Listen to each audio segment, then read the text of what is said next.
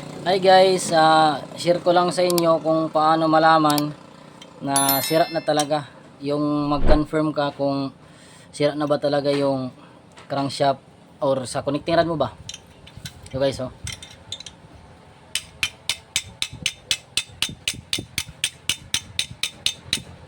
Malakas na tumunog. Taas yung sa side bearing niya. Ganito rin, oh. Ito, medyo mahina pa. Okay pa yan, medyo okay pa. Ito talaga guys.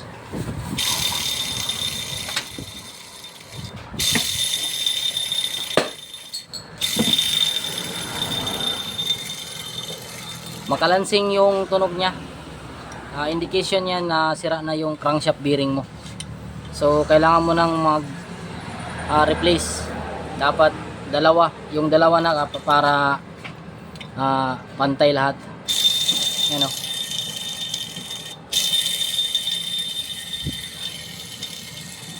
Malakas na yung kalansing, sira na yan. Yun lamang guys, maraming salamat.